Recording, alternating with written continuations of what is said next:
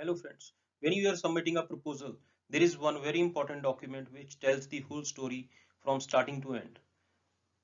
The name of that document is project charter. So your proposal is as strong as your project charter is. So let's see what all things we need to include, what all things we need to cover in the project charter. So first of all, we need to remember a couple of things. Project charter is a very high level document. So do not try to mention everything into this.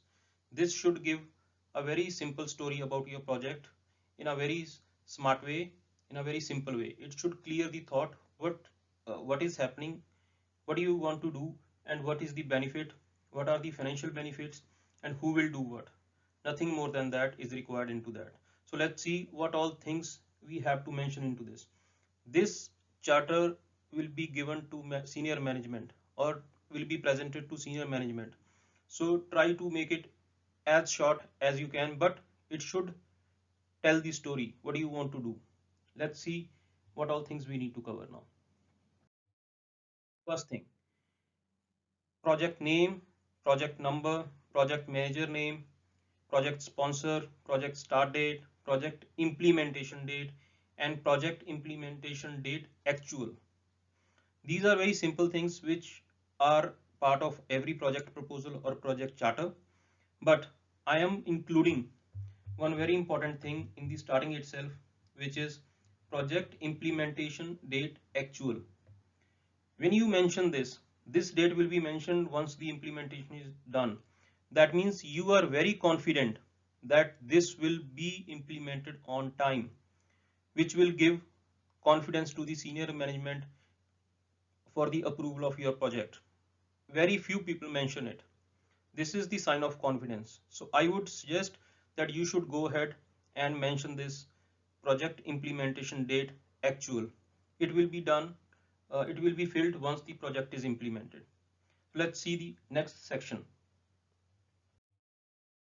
Now, one of the most important section, or I would say the most important section, business need. Why this is urgent and important to do it now?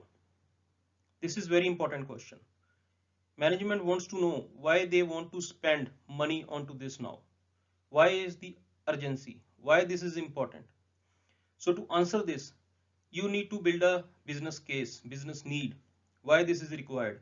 So to do that, there are four major points which you need to cover into that. First section is what? What is the problem? Number two, where is the problem?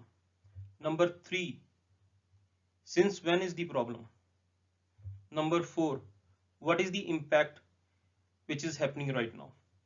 So these four points are very important. If you mention all these things in your business need, it will make your statement very crisp and clear to the management, and it will make a strong case to approve your document or project. So it's very important. For example, we are saying the CSAT score is low, where process ABC CSAT score is low. Number three, timelines. From last quarter, it is low. Number four, this much financial impact is happening. So when you cover all these things, all these scenarios, and answer all these points, definitely it will make a strong case.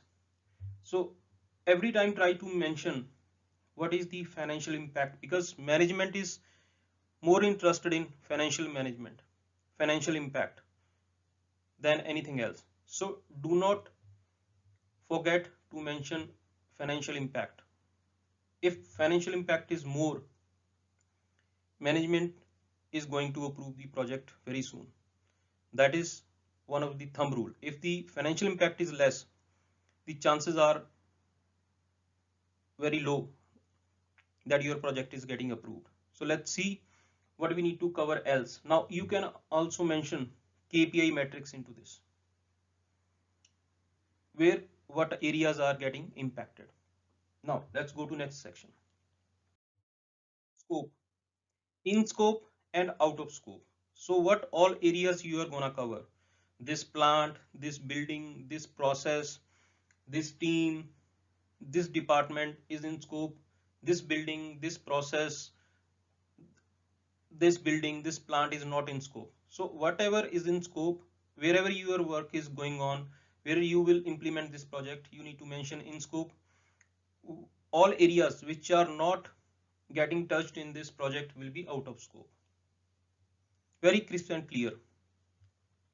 Don't make a very long story. Simply name them. Simply name them. Now, deliverables and financials. There are two parts of it. One is proposed.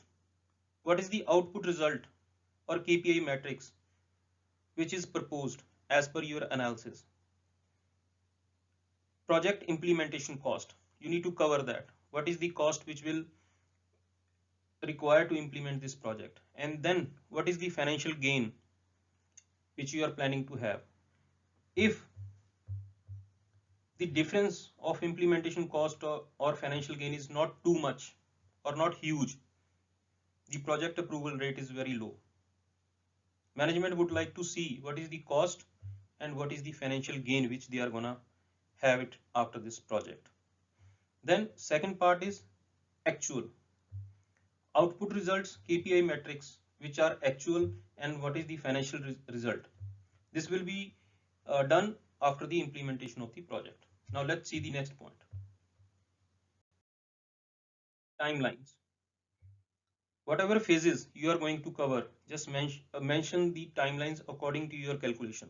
Define, measure, analyze, improve, control.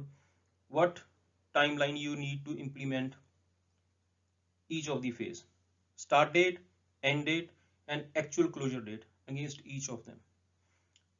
Right? So very crisp and clear. Then project chart. Then again, risks, dependencies, and one more important document is rollback plan. In case the project is not working, there is a need to roll back the project.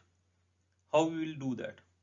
Risks, basically, if any point of time when you implement this project, if there is any disturbance to the customer or to anybody, to any department, so these kind of things you need to include. Dependencies, if anything is dependent on anybody, before that, I mean, it will not be, if it will not be implemented. So all these details you need to mention in this section. What are the risks? What are the dependencies? What is the rollback plan? Simply you need not to mention complete rollback plan. You can just simply say that there is a document attached with this project charter which will have a rollback plan. So in case dependencies or risks are more, you can attach the documents into this. You need not to mention everything into this. Very one or two very few risks, high risks which you can mention, and rest of the things you can mention in a separate document. So do not make it a project plan. This is a very high level document. So it is not a project plan. I'm repeating again and again. Now let's see next section. Then project team, project lead name, project member name. So whatever project members, how many project members you have, whatever. So write their names and toll gate review committee member names. These people will be reviewing your project over a period of time after a certain point of time, 15 days, a month, whatever time is being decided. After that, these people will be reviewing the progress of your project. So mention all these names who will be part of the committee. So guys, in this much only, so we'll come up with more videos, more interesting videos and educational videos. Keep watching, stay safe and stay home, and thank you so much, and subscribe to our channel to keep getting the updates. So there are other videos as well on the lean waste types which you can see in our channel. Thank you so much. Bye bye.